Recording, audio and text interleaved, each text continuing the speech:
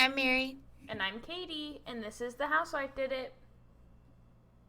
Pop Culture Edition.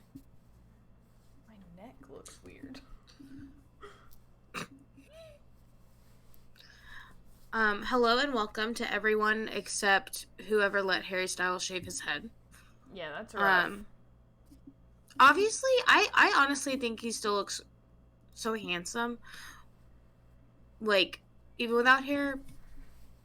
But his hair was just so good. Yeah. Like, that is the loss. I don't feel like I've lost how he looks. Yeah. But what if it doesn't His hair grow was back just the so same? good. So scary. All right. Tragique. I think we've got quite a lot of Bravo to get into. Yeah. Which makes sense, I guess, for BravoCon. Thank you, So BravoCon. we'll start with some BravoCon highlights. Brynn got her Louboutin stuck in an escalator on her way to a panel, and maintenance had to come fish them out. People were asking her, like, Brynn, have you never ridden on an escalator?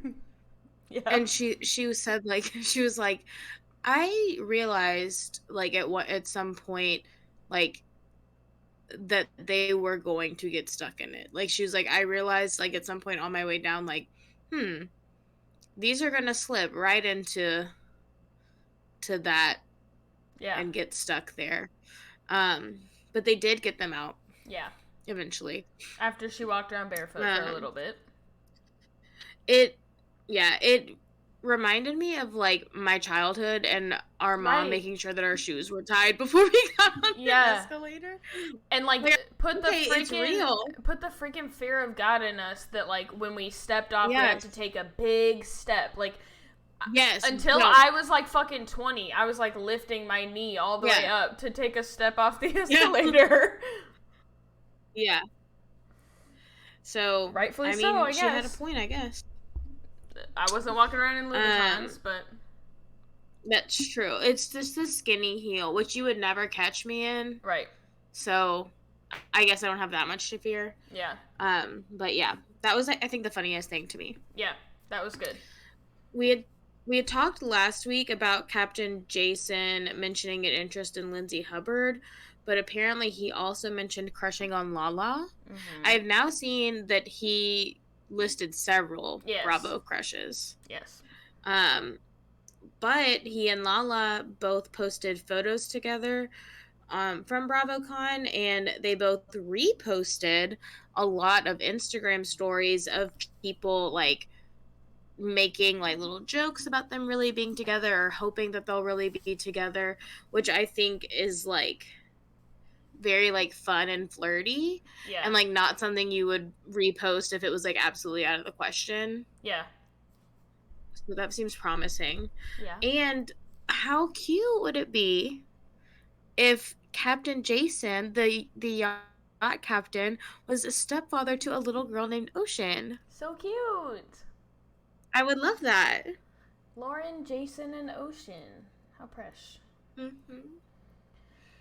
James also I think it was the Battle of the Sexes panel, James accused Lala of hanging out in Sandoval's suite the night before, which was not true.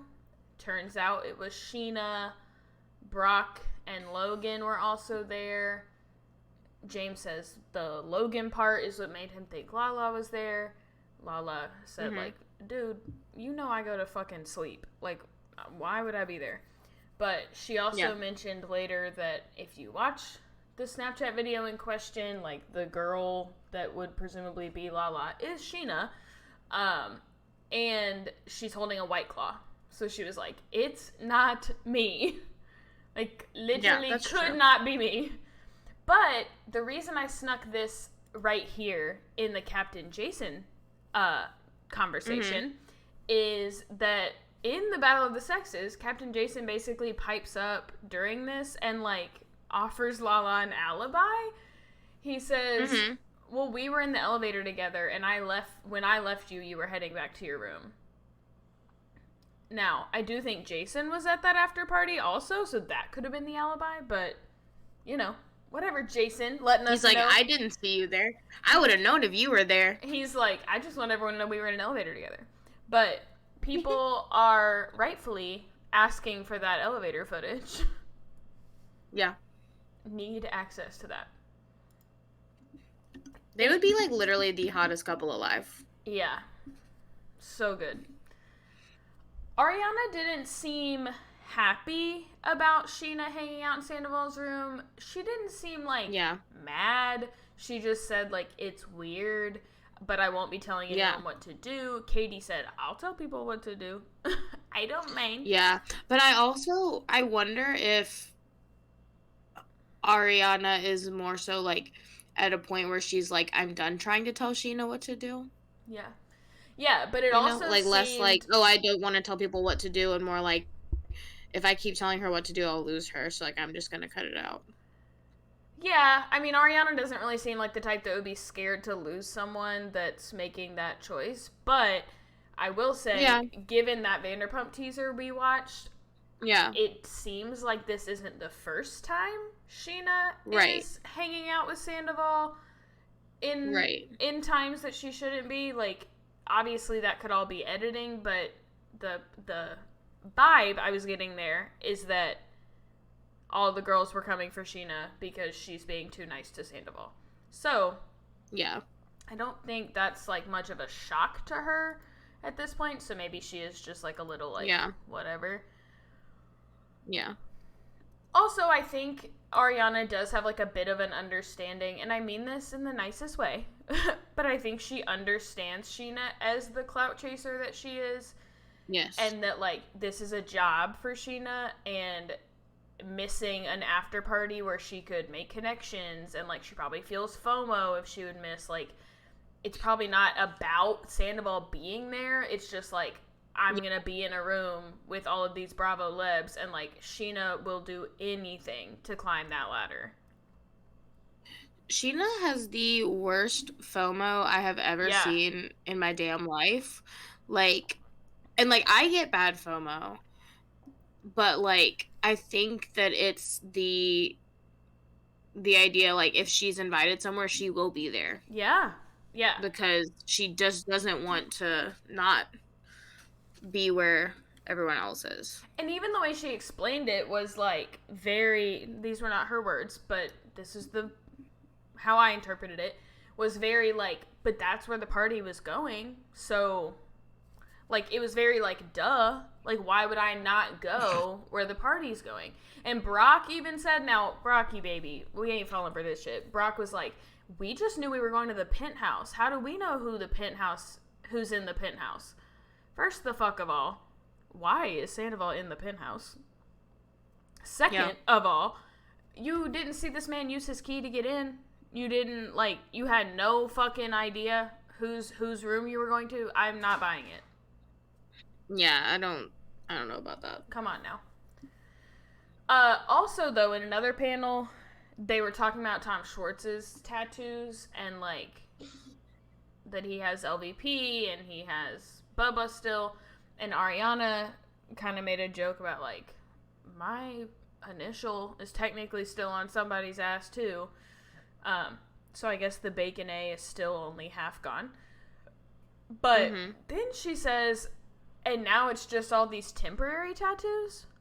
Are you telling me that this man has been wearing temporary tattoos? And, like, I don't know why I'm shocked. Like, I shouldn't be shocked. Yeah. But you're telling me he's just, like, honestly, that's, like, the most midlife crisis thing I've ever heard. Like, buck up and do something permanent, dude. Like, you can't even commit to the tattoos. But honestly, that is the most Tom Sandoval thing I've ever heard. Yeah, and he's got him, like, to on just, like, his constantly chest. be giving yourself temporary tattoos. Right. And I'm like, I guess I haven't been looking at them to see if they're changing all the time. But, like, it's probably he's too fucking pussy to, like, get it in a spot like that, but he wants it, like, on his neck and chest, but that would hurt. Yeah. It's for fashion. Yeah. the Vanderpump Rules ladies had a cutie little something about her booth. It looked like it was made to like mimic Yeah. the layout or the storefront, Yeah. which was really cute. Meanwhile, the boys were trying to sell $110 sweatshirts and $60 t-shirts in shambles, A whiteboard. like a white tint, like the kind of like tint that is out at like an arts fair when you're buying the t-shirt not made by like the people who like the vendors of the art sale, but made by the art sale That's what I was gonna itself, say. I was gonna say that says like, like a race, but yeah, you're yeah, at the like this is like the 5K t-shirt table. right, like that's what it looked like. And I was like, first of all, I don't expect much from boys in general, but like, so like, whatever. But then, like, it's ludicrous to put absolutely no fucking effort into this booth and then to charge $110. That's nuts. Are you shitting me? Y'all, I'm Like, not, like, I'm sure nobody likes you. I'm sure BravoCon is, like, upcharged to the high heavens. Like, I'm not trying to doubt that. But motherfuckers are paying $75 for Taylor Swift sweatshirts. Right. And you think that your whiteboard setup is going to make me want to pay $110. Or, I think even worse, $60 for a t-shirt? A t-shirt. That's crazy, like, man. I think both of my Lizzo t-shirts and my Harry Styles t-shirt, I think, were all like $40. Yeah. For like someone who at the time is at least likable. Right. Yeah. Like I feel like they saw Raquel's like eBay stuff and they were like, hey, we could make a lot of money off of our sweatshirts. No, dumbasses. People were paying for the scandal, the story. Yes. People, like, the difference is, like, you wearing that sweatshirt and somebody being like, oh my god, like, asking you about it, and you're like, this is her sweatshirt. Right. I bought her sweatshirt. Not, like, somebody asked you about it and you have to admit that you bought it at BravoCon from Tom Sandoval. Like, that's embarrassing. Yeah. I just wanted to check to make sure we're not totally out of our minds. And I guess she could have charged more for them at BravoCon, but Lala Send It to Daryl sweatshirt online is $50. So, just to be clear, exactly. 110 is silly. Yeah. And, like, I think that Send It to Daryl is better. Yes. I will say, like, a shirt or sweatshirt with, like, rhinestones is gonna be a little more expensive. Fair. But over twice as much as the Send It to Daryl sweatshirts. Yeah. No. Out your mind. It's ludicrous. We also got to see Jax, Brittany, and Kristen. I know that they're supposed to be getting a Bravo show coming soon. I don't know much else about that, but they were there. And they were having fun. They're cuties. I just thought of this. I saw this thing that Teddy Mellencamp was, like, posting all these pictures with people, like Tamra and stuff, and then someone, like, zoomed in and they were like, this bitch is literally wearing a guest wristband. Like, she's going around taking pictures with fans and, like, acting like she's there. She's not even got a VIP wristband. Like, podcasters and stuff, like, paid for, like, VIPs and stuff, but, like, she's not even got a VIP wristband. She is a guest. Like, how embarrassing is that? That is embarrassing. Which, like, Jax, Brittany, and Kristen, I would assume were at least VIPs, but maybe they were guests, but I haven't seen 100 million pictures of them taking pictures with fans. I've only seen them taking pictures with each other. Yeah, me too. So we also learned that Carl is back working at Loverboy, at least on, like, a part-time basis. Loverboy has created a new non-alcoholic beverage that will be out, I think, in January. So that's pretty neat.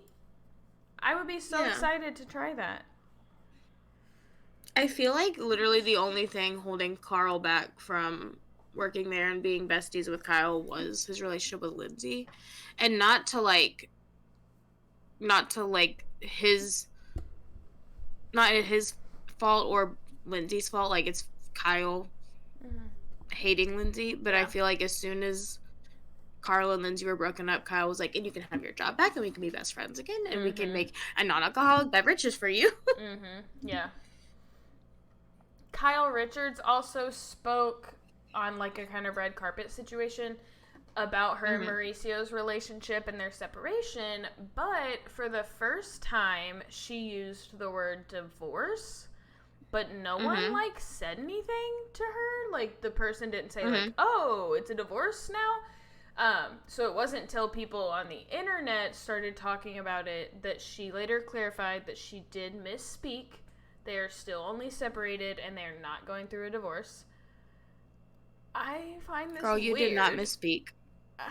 Yeah, like unless you're gonna Technically, say, like we are absolute, like it's kind of the same thing we said last time. Like don't yeah. tell people like it's not a divorce if you're gonna end up getting divorced anyway. If you're separated, like are you telling me 100% y'all will be getting back together? It may become a Yeah. divorce. Like I don't know. It just seems That's not typically how separations work. right. They're usually It is like, pre-divorces. right, right. And not always, but like then you might Yeah. need to like But it usually the doesn't intention is that it will go one way or the other, not like you don't go into it thinking like we're taking a break and then we'll be married again like normal. right. And It's usually like figure things out. It if could you go were either way. thinking that, if you were thinking like we're going to get back together, we just need a break from each other, then I don't feel like you would slip up and say the word And I divorce. don't and I yeah. And I also don't feel like you would like publicize that the same way. Like I feel like saying we're separated would, if you're trying to work things out, would probably be something you would want to keep private. Well, I think they probably did want to keep it private and then it like got out. Mm, But that's true. I also think maybe it's nice to tell people like this is why you might not see us wearing rings or this is why you might not see us together a lot, but also like leave us alone. So, but yeah, it just seems like a pretty uh unfortunate misspeak if not at all true. Yeah. On Southern Charm this week, Olivia and Austin try to be friends again. We saw last week after Olivia's brother passed away that they kind of had to accept that Austin's really the only other person who knows what she's going through. So they are trying to be friends again, and it immediately is a terrible idea.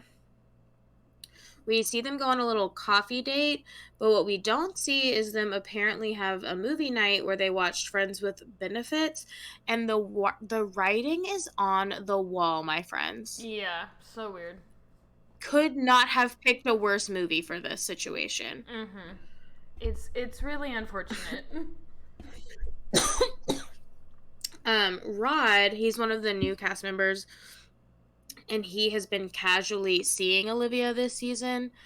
Confided in JT that a friend of his who has been casually seeing Austin went over to his place and saw a bra on the couch, which she believed to belong to Olivia because she knew she had been over for a movie night.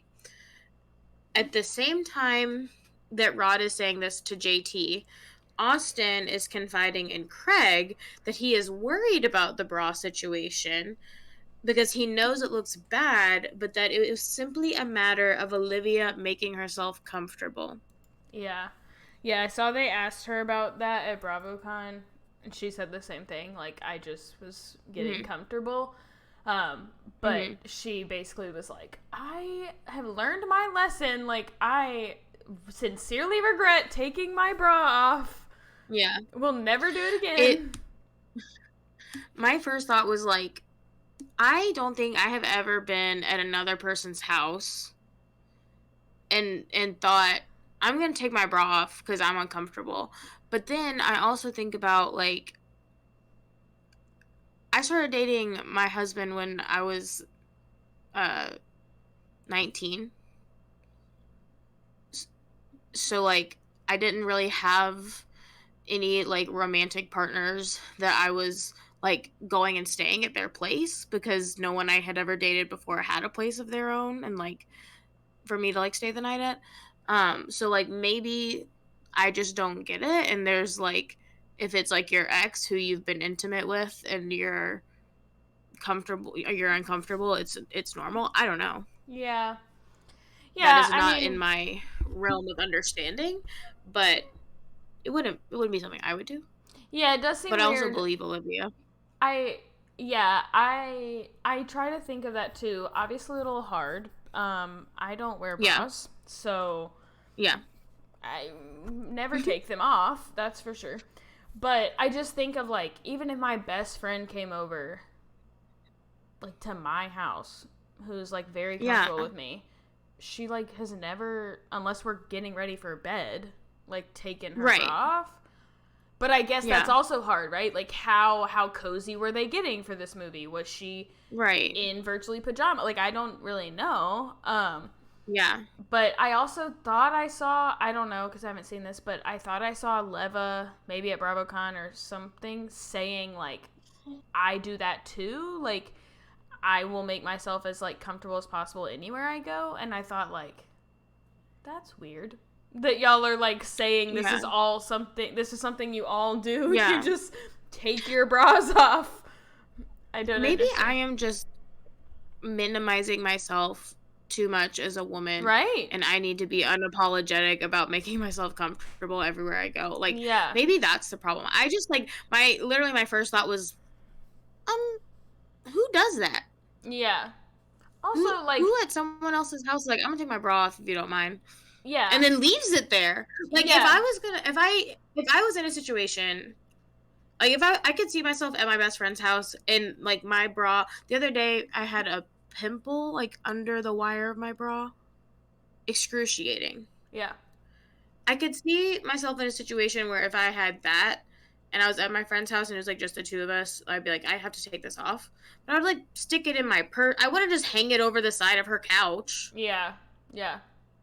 That's weird. It is strange. Um, Much like me, JT cannot let this go.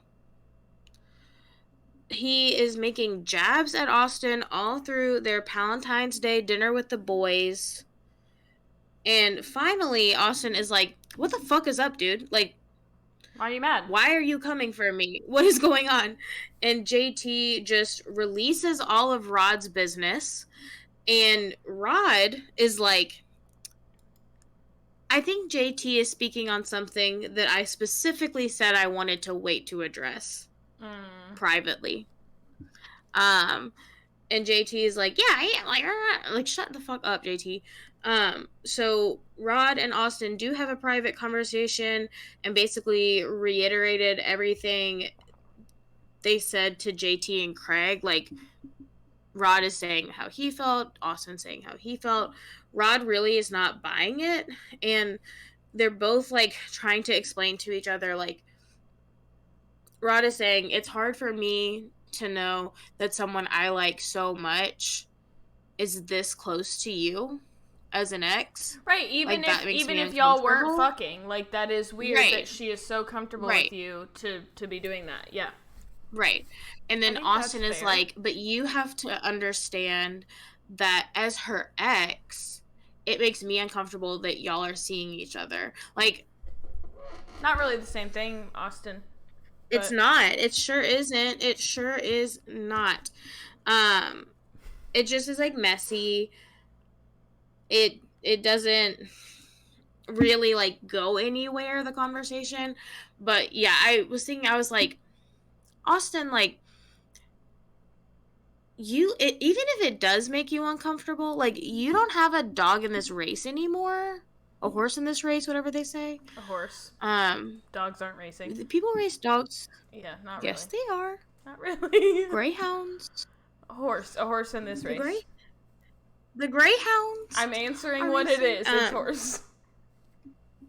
Whatever. A horse in this race, because you and Olivia broke up. Like, Yeah. And according to her, you kind of like ghosted her after being a really shitty boyfriend in the first place. So you can't be like, well, now I'm uncomfortable. If you're uncomfortable, you just have to stay uncomfortable. Yeah. It's different when you're the person who is in, not a relationship, but like you're the person who's dating her, to say like, while I'm seeing her, even casually, I'd like to set this boundary with you because I am uncomfortable and I don't want it to hinder my relationship with her. Also, didn't get to say shit. Yeah. Just a side So note. that was Southern Charm this week. For people on audio that aren't watching the video, Mary talks with her hands a lot. And occasionally, she'll hit her desk. So that is what you're hearing, my friends. She's just really, really, Italian. into it. That too. Okay, in a very random piece of celebrity culture. Not that random with the subject. Actually, yeah, it kind of, what a little segue we did. I am irate about Kim Kardashian's creation of the nipple bra. If you want your nipples to show, then let your nipples show. Yeah. I'm not getting the need for the fake ones. Yeah. First of all, it's gonna create body dysmorphia because everyone's gonna want their tits to look like Rachel Green, and they're gonna see people and be like, oh, that girl doesn't have a bra, and that's what her boobs look like without a bra. No. Right. It's fake. They're fake. And second, like, that defeats the purpose. Like, I did not stop wearing bras because I thought it would be sexy fine to have my nipples out. I stopped wearing them because bras are uncomfortable. So now you're telling me I should wear a bra again to have my nipples out? For the same effect? What? People been coming for me for years. Been coming for me about the fact that they can see my nipples. And now you're telling me people are going to spend hundreds of dollars. I said irate. I was not being hyperbolic. I am pissed. People are going to spend hundreds of dollars to let their nipples show after I've been ridiculed for years. I'm pissed. Yeah. I have this bralette that I got from Target that's like, I mean, it's a bralette, so it's like got like lace appliques and stuff, you know? Yeah. And one of them, the way that it's sewn, looks like a nipple through my shirt. And every time I wear it, I get so pissed because I'm like, I fought my ass off for... Why am I fucking wearing this? A stable bralette because they're more comfortable than bras. And my body is not in a position to be braless in my job every day. That's fine. Unfortunately. I don't teach young kids. That's fair. Yeah. So I was like, I found this like finally like a comfortable alternative, like this bralette that's supportive, which is a rare find. And now it always looks like my nipples are out. And I'm like, if I didn't care if my nipples were out, I wouldn't wear a bra. Right. Like, I don't want my nipples out. That's part of why I wear a bra. So every time I put that on, it pisses me off a little bit. And I feel the need to like tell people like, oh, I just have a weird bra on. Yeah. Don't bother these, just a weird bra here. Yeah. So, and I know that the people who are buying the Skims nipple bras aren't wearing them to teach second grade, I'm sure. But I hope. Yeah, I like, if I put on a bra that looks like my nipples are out, and I don't care if my nipples are out, I'm just gonna take it off. It's just like, it's so alarming to me.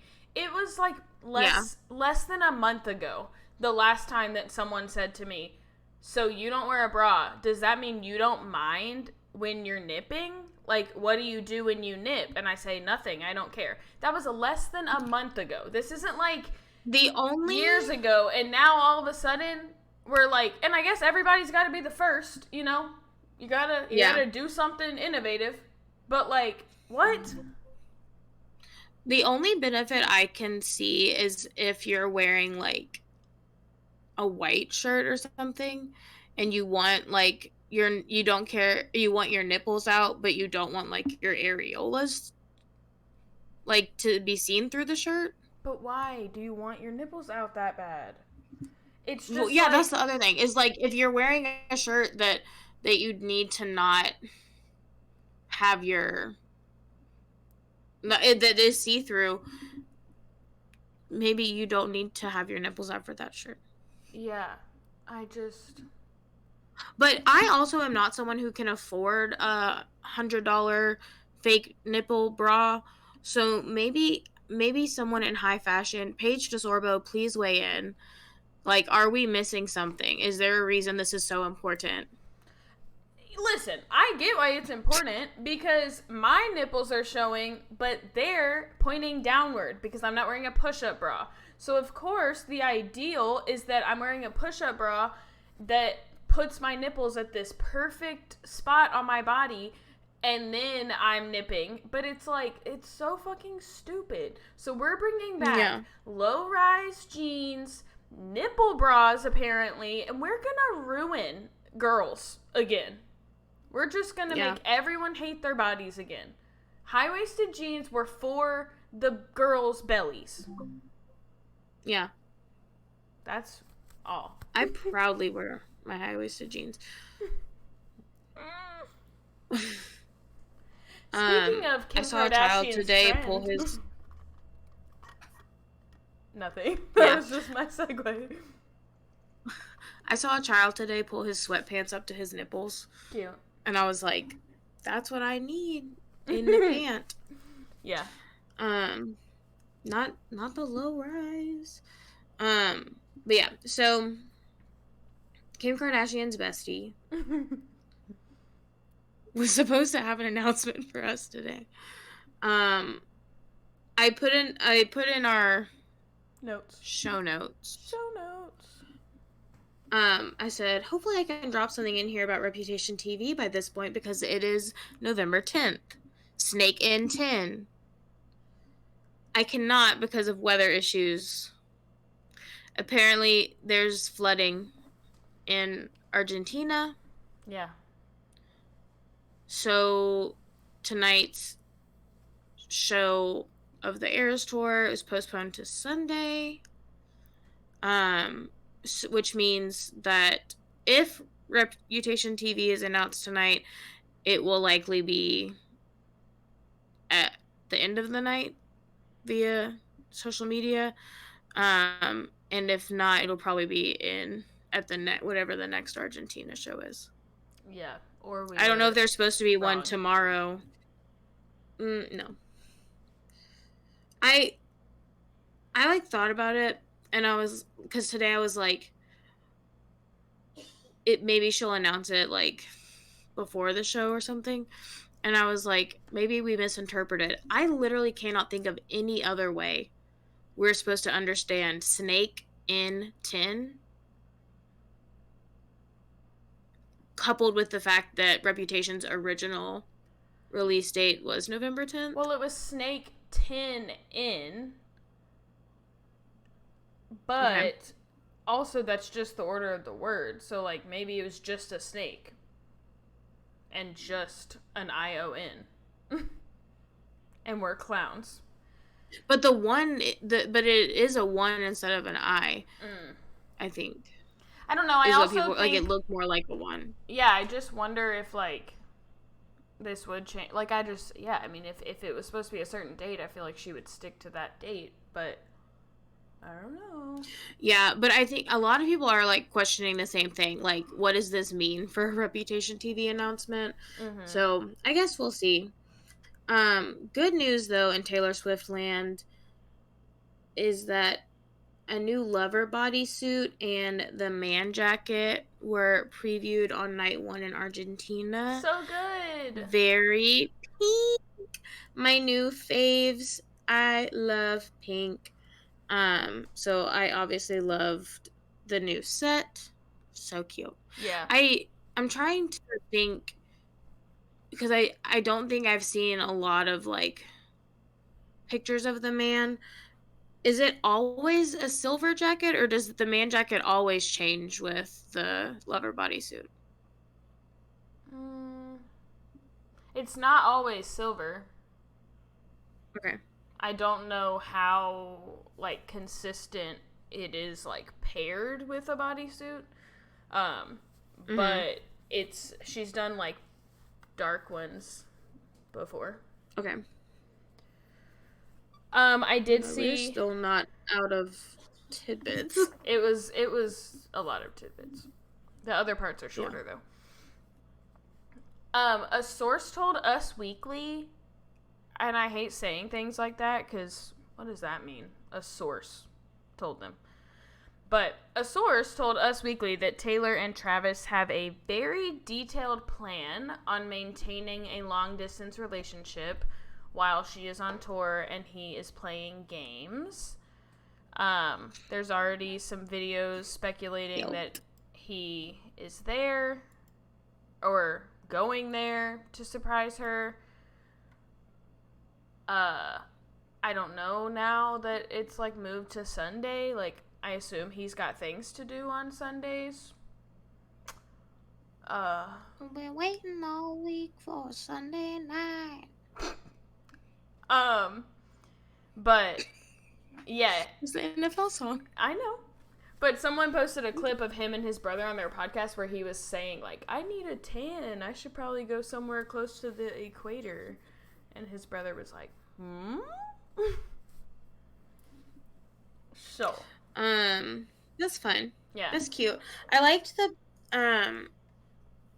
how like excited people were for her to play Mhm. Labyrinth. Yeah. Because she gets to sing I'm Falling in Love Again. Yeah. So cute. Also, last weekend we had 2 Bachelor Nation weddings on the same day. Chris Harrison got married and Tia Booth got married.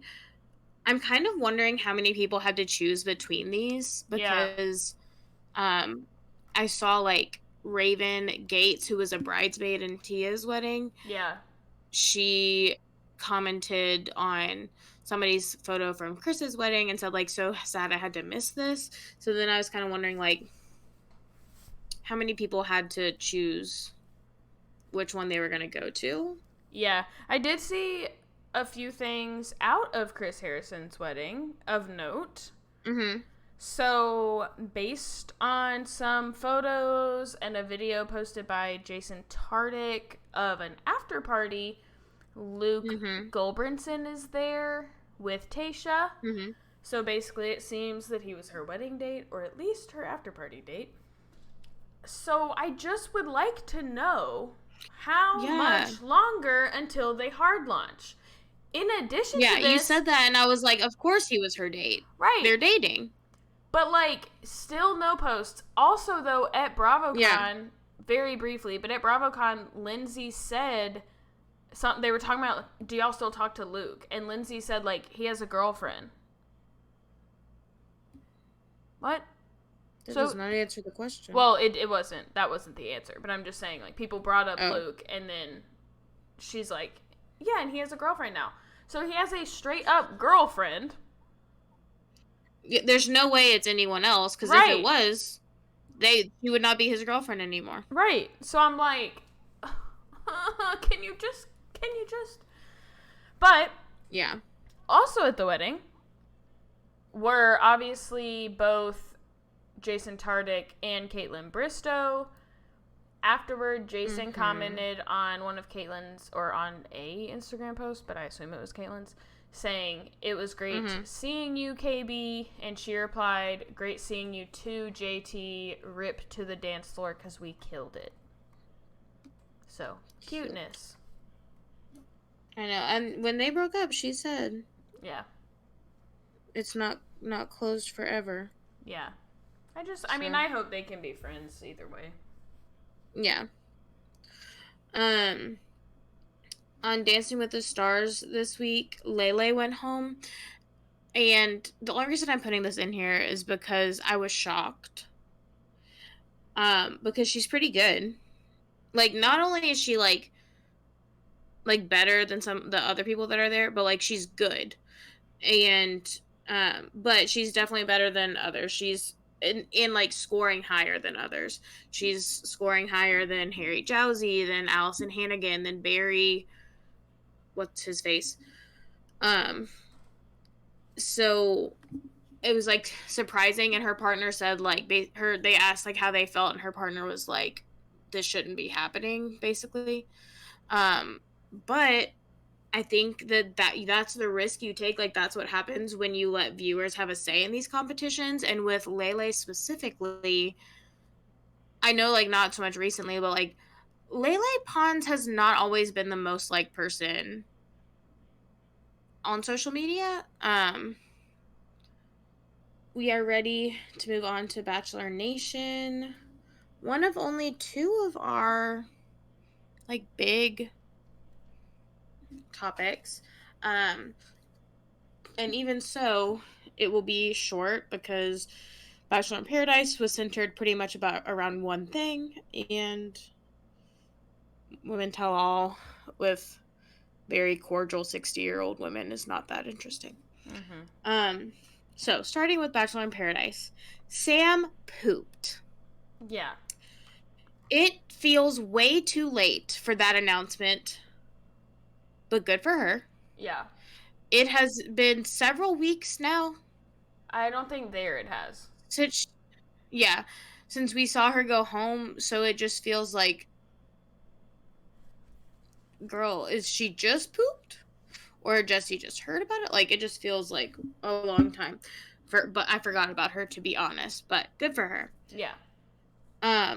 For the past 2 fucking weeks, Paradise has had us amped up over Aaron B, and just for him to pull Charity and basically say, you know what, that girl lied. I'm sad to hear people were messaging you and your family. And Charity was like, yep, I believe you. From what I know on my season, you were Mm-hmm. great. So if that, I think I wish you well. And Eliza seemed to believe him as well. The next morning, he sent Eliza her favorite breakfast order with a little note, and she was so giddy. Mm-hmm. So I'm glad they worked it out. He Yeah. did give her his rose, but like to get us all worked up for 2 fucking weeks Yeah. for this. Yeah. I mean, definitely with the help of production, but I guess Yeah, shouldn't have been a surprise that Kat blew something out of proportion. true. Um, we also see John Henry continues to be hounded by Kat, and now admits that he isn't sure what he'll do with the rose ceremony and having to choose between Kat and Olivia. Um, I'm going to skip ahead a little bit. Mm-hmm. We also get to see more of the Paradise Truth Box in Yeah. this episode. Yeah. um, we only really get 2 notes. One is an accusation of homie hopping, Yeah. and the second Which I think we can all is figure out not. who that is. Um, Second one, John Henry is called over to the hot tub by Kat's crazy ass, Mm-hmm. which annoys me because, like, to be honest, Kat does not like John Henry. Yeah. She doesn't like him. Yeah. She wants literally anyone. She wants to be in paradise. She wants a boyfriend. She wants someone to like her. She Wants wants a someone to pick tongue in her. her mouth. She wants a tongue in her mouth, and now she cannot let it go. Yeah. That she like has picked John Henry, and like, so she calls him over to the hot tub. She finally gets her tongue make out. Mm-hmm. Afterwards, Olivia pulls Kat aside and tells her that she's disrespectful and isn't a true girl's girl, which, like, duh. Yeah. And then at the rose ceremony, John Henry does end up giving Kat his rose. Okay, I thought it was so weird though that after the truth box thing was read and John Henry goes up to the hot tub, then Sam Canada Sam goes over to Olivia and is like, I'm guessing that was you that put that in the truth box? Like, she tries to say it in all fucking seriousness. Obviously, it's not Olivia. She's not in the hot tub or dressed. Yeah. She's wearing a fucking dress. What? Like, stop coming here to stir up Sam shit. knew that wasn't fucking her. No, come on Sam now. knew. You being stupid. Don't pretend, Sam. This is probably my favorite thing that happened on this episode. Jess comes back to Blake and tells him that she has missed him since he connected with Jen, and he says that she is the only person he wants to like solidify this. She gets his rose. I love it. Yeah, I was so glad about that. Yeah, I think they're adorable. Last week Jess and Tyler had made out, but this week he tells Mercedes that she has nothing to worry about, and he gives her his rose, which is great. I really liked them together. Yeah. I was sitting there, I was like cleaning while I was watching, so I thought, like, did I miss something? But I was wondering how it changed so fast to where he was telling Mercedes, like, it doesnn't matter even if you're not ready to be all in, I'm all in with you. And so I was like, wait, damn, what? Wasn't he just making out with Jess? Yeah. But I am glad about it. I think him and Mercedes are, like, so much cuter. Yes, I like them. I think, like, I like Tyler and I like Jess individually. Yeah. But, and I think I would like them together, but I really like him and Mercedes, and I really like her and Blake. Yeah. Brayden is very locked into Becca. But when we get to the rose ceremony, Becca has disappeared. Yeah. Everyone's like, what the fuck? Apparently, she is hiding out, questioning her relationship with Brayden. And, like, I was, like watching with my notes, like, I was like, what the fuck is she gonna do? Like, come on now, make a decision. And so she, like, follows Jesse Palmer to the rose ceremony, like, looks in, and then just goes, like, boop, and goes back up the stairs and leaves Paradise. Forever. Without saying a word to anyone. Yeah. Weirdest exit I've ever seen. Obviously, Brayden is really sad. But, like, sweetie, this is your sign from God that Rachel was your soulmate and that you fucked up. I know, and Fix it. I was, like, glad but sad to hear him say, like, I hate that I went for a connection with went so hard for a connection with no substance when I had a connection before that with so much substance. And I'm like, yes! And I think that it's also unfortunate that this happened literally in the middle of the rose ceremony when he didn't get a chance to, like, talk to Rachel. Yeah. And say, like, you know what, I think I fucked up. And, like, obviously, but whatever. Also, something that really pissed me off was that a commercial kept coming on in the middle of the episode with Jared Haben talking about the Hunger Games that literally showed Brayden giving out his rose before I had gotten to that part. Did it show who he gave it to? So, yes! Oh. It showed the exact scene of him giving his rose to Olivia and saying, like, I'm giving it to someone who deserves a chance to, like, stay and figure this out. So I'm thinking, at first I'm thinking, what happened to Becca? Why didn't Becca get a rose? Right. And then I'm thinking, if it didn't work out with Becca, why didn't Rachel get a rose? Mm-hmm. And then I can also see in the commercial that Rachel's already holding a rose. Right. And then I'm like, spoiler. Right. And so then I'm like, okay, so Kat gets John Henry's rose, I guess. Because Olivia's having to get one from Brayden. I know that Rachel got a rose from someone. I know Becca's going home some way. Mm-hmm. I know Brayden no longer has a romantic interest. All from this one fucking commercial. Stupid. What the fuck? But yeah, so he gives his rose to Olivia because she deserves the opportunity to stay. I do wonder also if Tanner had not given Rachel his rose, if Brayden would have then gone for Rachel. Yeah. Um, but Kat is pissed. Yeah. I am. She is pissed. Yeah, because she thought this was her moment.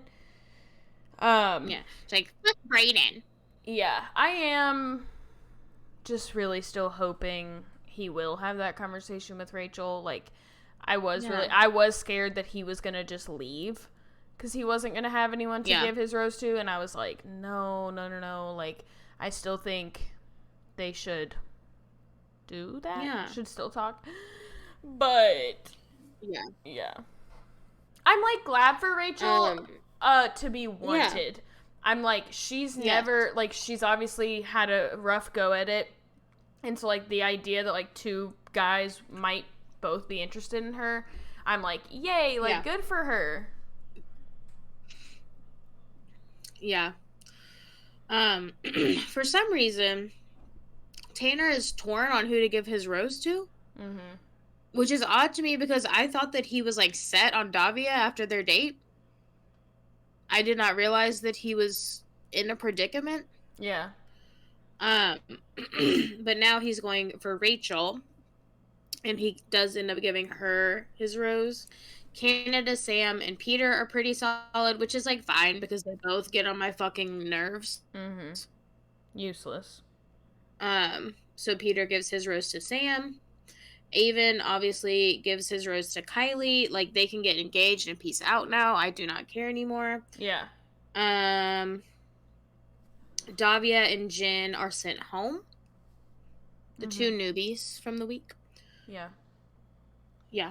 The next day, John Henry pulls Olivia to talk and basically just says that he's sorry that he didn't talk to her before the rose ceremony.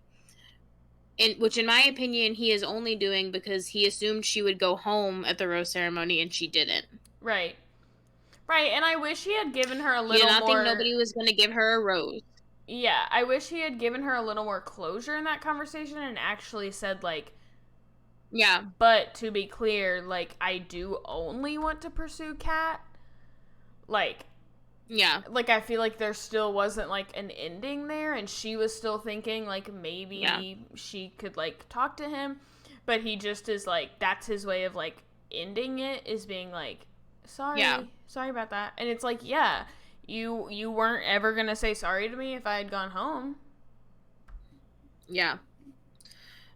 I think that's, like, the thing, is that he wasn't planning on having this conversation with her because he didn't think he was going to get the chance to. Yeah. And now she's here, and he's like, well, shit, I can't just, like, ignore that this happened. But as Olivia is wallowing in self-pity, in true Bachelor in Paradise fashion, Michael makes his way down the beach with a date card, but we have to wait until next week to see if he takes Olivia. We have to wait until next week to see what the heck is going on with Katie Thurston and what happens when Jordan comes down. So we basically spent that whole fucking episode on Kat, Olivia, and John Henry. Yes. Such is life. Wasting my fucking time. With Kat, yeah. Yeah. Golden Bachelor had women tell all this week. Not a lot there because there was only ever drama surrounding one woman. And Kathy does admit that she could have been more delicate with her words. Mm-hmm. Nice. So she's like, my bad.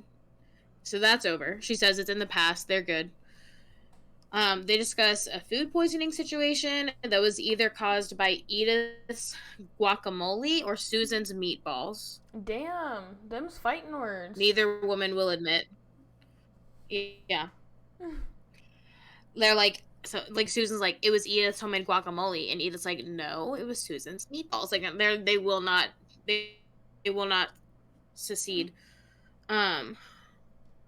Susan gets a video message from Kris Jenner. So weird. Cute. So strange. Yeah, I think it's cute because they are doppelgangers, but also, like, that was her bio, was, like, if she could meet any celebrity, she would pick Kris Jenner. Yeah. But, yeah. It is cute. Interesting crossover. Yeah. Joan explains that the reason she left during her date with Gary was because her daughter had experienced a difficult childbirth and she needed to be there for her. Which is totally understandable. Yeah. But now she says that she feels she has unfinished business with Gary. Like, she feels like they were in the middle of their date. It was going really well. And she's like, I don't know what could have happened if I had not had to leave. Which I think again is setting her up for a very good position of becoming the first Golden Bachelorette, saying she has unfinished business with finding love. Yeah, true. And at the end of the episode, they finally show the end of the rose ceremony. And I am shocked because Faith goes home after her entire family said on national television that Gary should give it all up for her. Uh-oh. Like, oh. Yeah. So I was surprised. So it's now down to Leslie and Teresa. I am sad for Faith because I think that especially after their hometown, I think she really thought it was her. So that's disappointing. And I like Faith. Yeah. But that's okay. All right. On to the Big Brother finale. And we'll try to keep this reasonably timed. Yeah. So, first things first, we got to get down from the 4 to the 3. No surprise here. It's Felicia that goes home, leaving the Mafia as the final 3. Poor Felicia had to find out that dreams aren't always premonitions or messages from God. Jag's fake out of picking numbers to put Matt on the block is such mastermind behavior. I've thought this whole time that he's a good player, but that to me was like, I was like, that is Dan behavior. That is Derek behavior. Like, yeah, that is mastermind behavior that like sets him apart as like one of the great like Big Brother players and not just like a good one. Yeah. So I like that.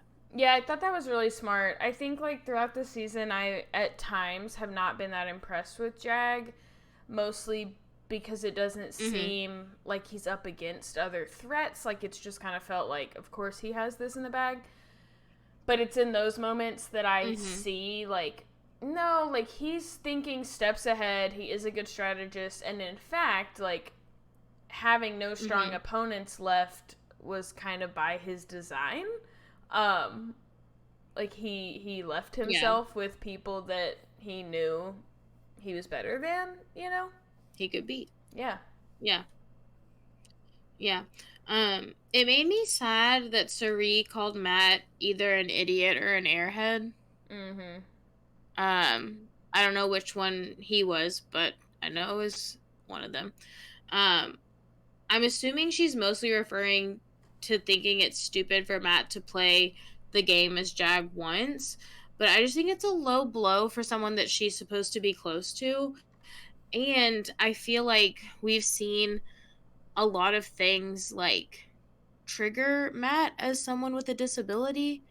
And I feel like those words specifically probably are also triggering to someone with a disability. Yeah. So that made me sad that she said that. But Matt wins the first HOH game, or with a game of rock, paper, scissors. Jag won the second HOH by a good 30 minutes. Yeah. That looked so hard. And it made me think, like, You know how a lot of Yeah. the timed comps, like, you time out eventually? It's usually at, like, 30 minutes. Because most timed comps, Yeah. like, the winner is at, like, Yeah. six minutes or something. But, like, Right. would this one have ever timed out? And if so, like, when? Right. At, like, 5 hours? Right. That might literally when they showed their both of their times, I thought, has a competition like this ever taken that long? Right. Like I understand it was hard, but like I don't think I've ever seen anything other than like a physical comp Right. take an hour. Never the ones where they play individually and get their times. No. Yeah. No. It was crazy to me. Mm-hmm. The final HOH was between Matt and Jag. It ended in a tiebreaker, and my first thought was, good thing Bowie fucking Jane is not playing Yeah. in this tiebreaker because things would have been very different. Yeah. Jag won the tiebreaker and sent Bowie Jane home. And then from like that point on, I'm not going to recap everything, Yeah. but I am going to give you my opinions, my strong opinions on the finale. I thought some of the jury questions were messy. Yeah. I think in some ways they have to be, but some of them I was like, girl. I liked them. The one was like yeah. Blues when she was like, or no, America's when she was like, and we think that's cowardly. And I was like, we don't give a fuck what you think. Ask the goddamn question. Yeah. Yeah. Dr. Will was a straight up jump scare. Yo. Could run a haunted house. What the fuck was that? Yeah. I loved Bowie Jane's reaction to the final two. She's so sweet. Yes. It was, yeah, I just like she was so understanding. She was so happy for them. Yeah. I loved when Matt said he smashed Jag. Yeah. I loved Matt's answers to the jury questions. One, I think here's the thing. I think that yes, Jag was the like mastermind of their relationship. So I loved the way Matt answered the questions because I think that he did a pretty good job of trying to prove that they were equals. Right. In my opinion. And I think that I think sometimes when we see things like that, like there's nothing you ever could have said to me to convince me that Cody and Derek were equals. Right. There's nothing you could have ever said to me. I think it was to closer. Convince me that. Because I think they had different strengths. I think Cody was a comp beast, yeah. and I think Derek was the mastermind. Like, Cody was at least useful to him. Yeah. You could never have convinced me that, like, Jackson and Holly were equals. Mm-hmm. And their final two, I just think that, like, a lot of times when there is a final two like this, it's very clear which one is the mastermind. And I think that what Matt was able to say, like, did kind of bring him up to Jag's level a little more. I thought that Jag's answers were, like, very defensive, which I think that they have to be, especially with the way America was talking to him. Mm-hmm. But it also, like, it made me sad to hear, like, Matt saying that they were equals and all these things, and then for Jag to be like, I carried this man here. Mm-hmm. He is here because of me. Yeah. Which, like, on one hand, I think is true. On both hands, I think is true. It is true, but I also think that, like, I think it's easier to be delicate with your words when you are not the mastermind Yes.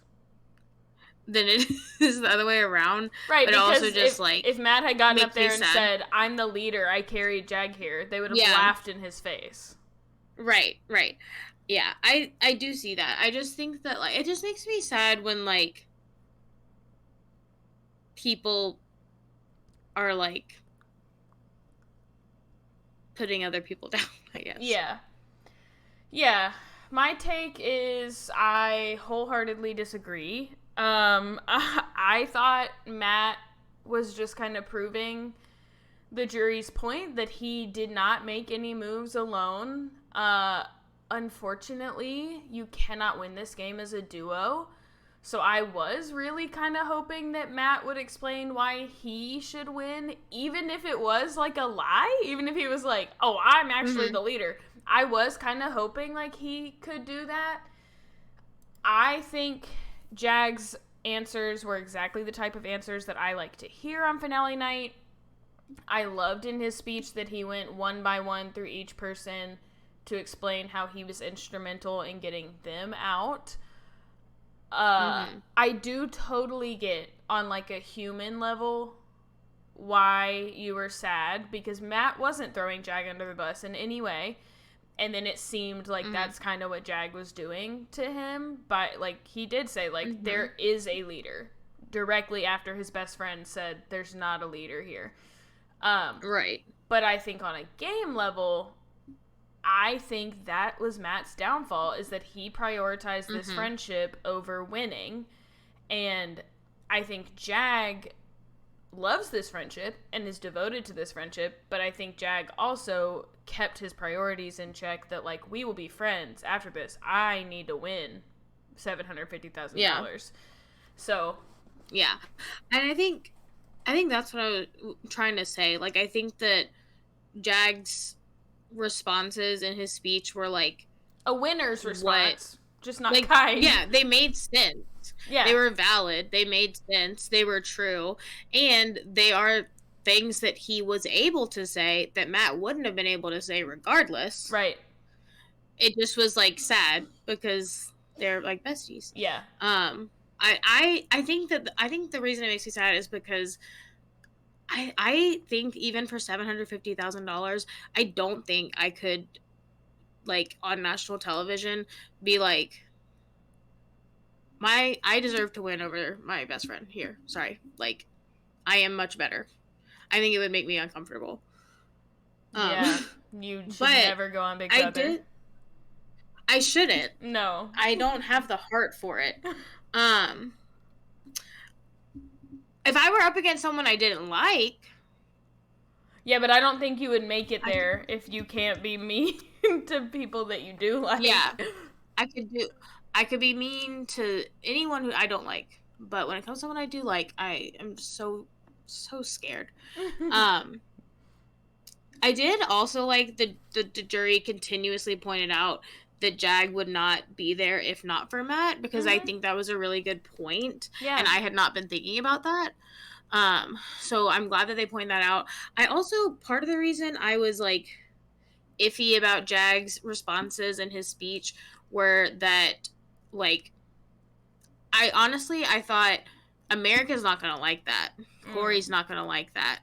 Nah. And then it was ultimately, I was wrong. Yeah. But like I was like, America's sitting here like, you're a coward. We think you're a coward. Like, well, and then he's like, I got you out and you out, and like I was like, I don't know about that, but yeah, I was wrong. Yeah. I think that's kind of like what we talked about last week, that like people debate whether someone who had a second chance really deserves to win because you had a second chance when no one else did. And we had talked about, like, and Jag didn't earn his own way back in. He didn't win a comeback comp. He didn't do that. So I did kind of expect that would come up, but I also knew that, like, Jag had done enough since that time. Right. That, like, he could answer for it pretty well. But. For sure. Yeah. I thought that the comments the jury made as they locked their votes in were funny.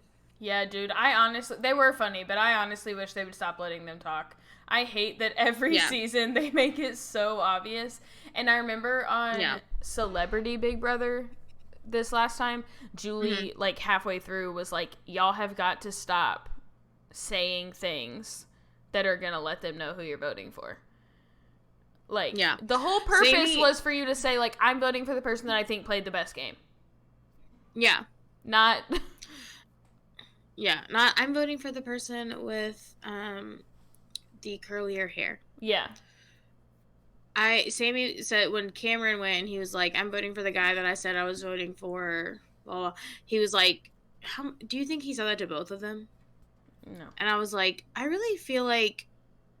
At first, I was thinking like, I don't think you would say that if you didn't say that to both of them. But then they were like, the slimiest snake of all.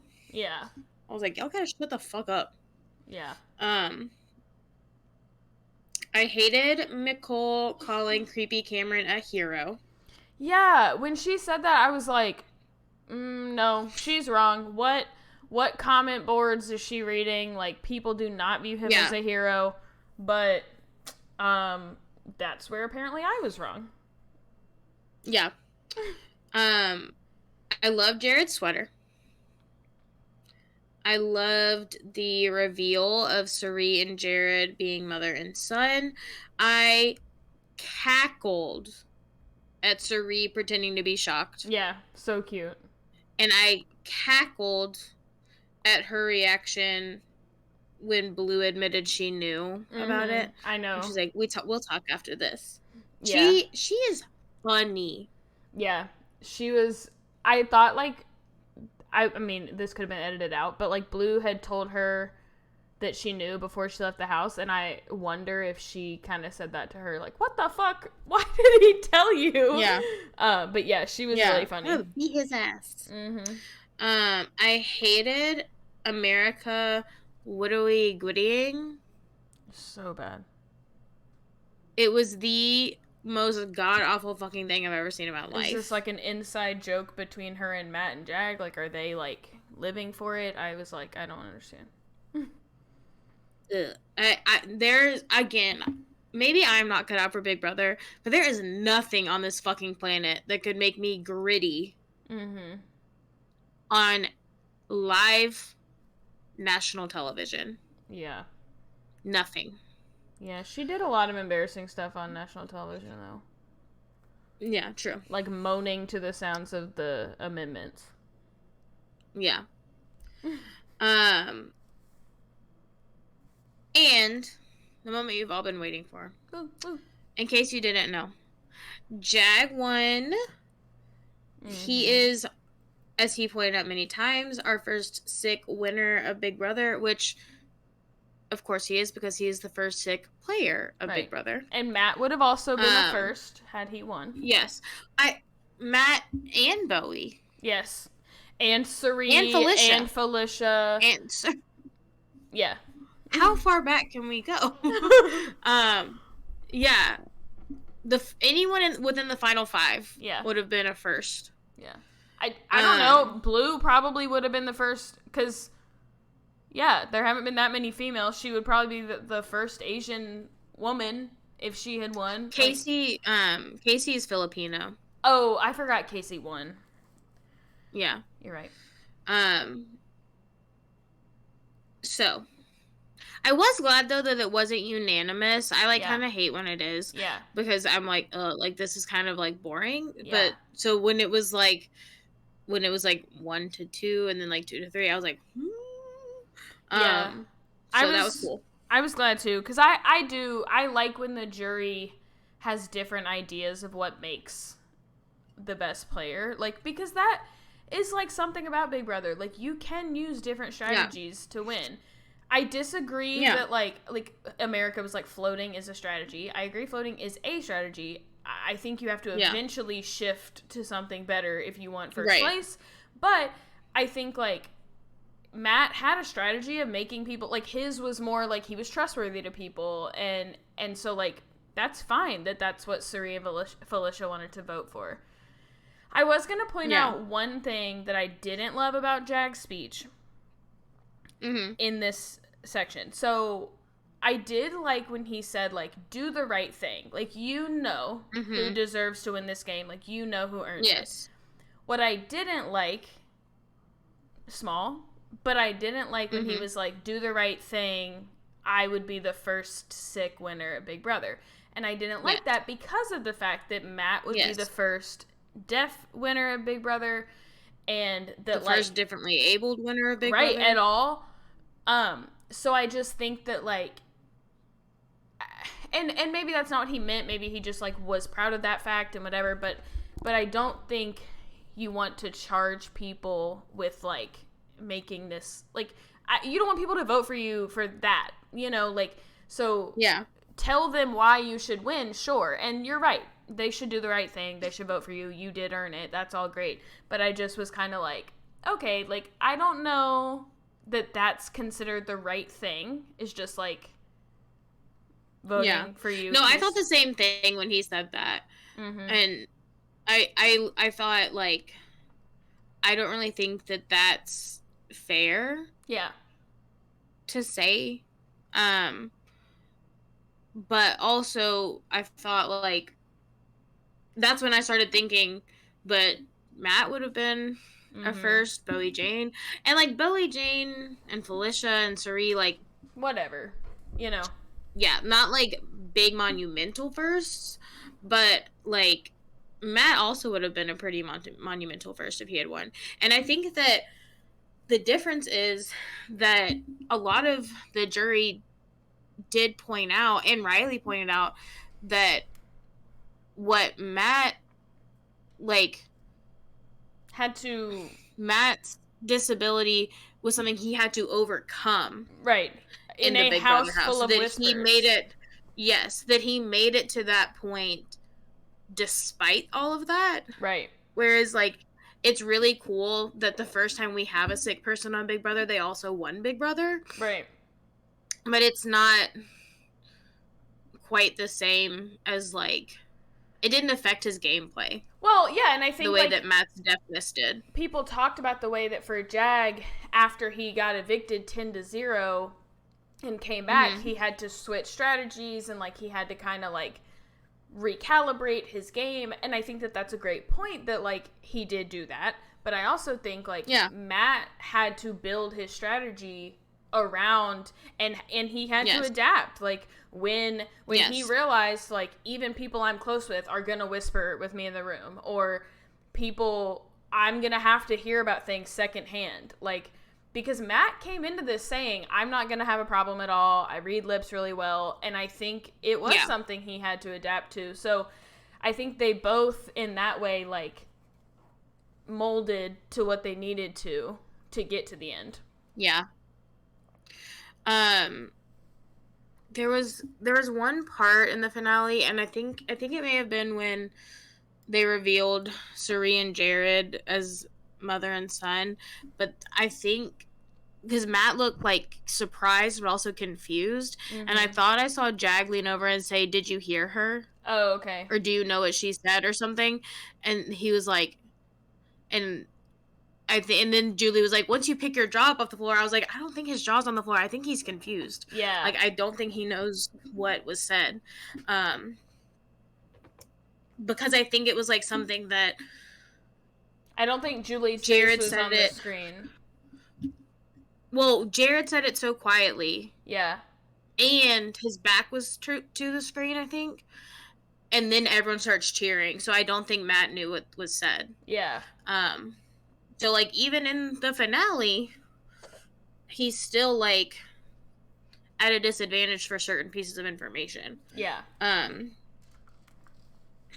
But I really loved both of them. I'm glad they were the final two. What I don't love is how the fuck did Cameron win America's Favorite House Guest? Does no one listen to our show? Is the... Do you not know the business? Is the joy of live feeds dead? What is wrong no with you one people? is watching Wait, live feeds? Getting daily Our Big mom Brother said- updates? Our mom said, I think people just don't keep up with the live feeds. That's their fault. They shouldn't be voting then. It's also CBS's That's fault. what America's Favorite House Guest is for. Why are you not showing this stuff, CBS? America's Favorite House Guest is almost never based on The what happens on the premiered episodes. Yes. Yeah. It is almost always based on live feeds. Even Cameron was shocked. Yeah. He was like, I fucked up in there. Mm-hmm. I don't know why I'm here. You know who didn't get his vote? I was sure. His wife. Yeah. I was sure it was going to be Matt or Izzy. But Izzy didn't even make it into the top 3 with Matt, Suri, and Cameron. Yeah. Yeah, I think she just left too early. Yeah. I really wanted to see them pan to Blue in America's faces when he won, because I was like, what they thinking? Yeah. They did not look happy during Nicole's comment, though. That he was a hero. Yeah. They were like, and Blue, I think, like, turned around for a second and was like, yeah. The fuck? At the end of the finale, Big Brother Reindeer Games is announced. My understanding is that it is a seasonal game show with Big Brother style competitions and former BB house guests. They talk about Jordan being on there. Do we still consider Jordan and Jeff fan favorites? I thought they were problematic. I don't think so. Okay. I don't know anything. But she's also not, like, competing. She's just an elf. Yeah. Yeah. Who's the other elf? There were 3. Derek and Tiffany. Oh, yes. Okay. Yeah. Tiffany will be a fun elf. Yeah.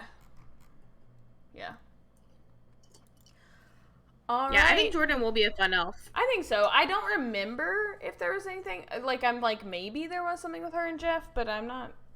I just thought, I think there was something about, like, Jeff's post-show interviews being, like, problematic. But maybe I'm wrong. I don't know. If I'm wrong, I'm sorry. Sorry, Jeff, for the accusation. Because at one time he was my favorite. Yeah. All right, folks. Thanks for sticking with us this long. Yeah. No more of our short episodes, I guess. No. All right. Bye. Bye.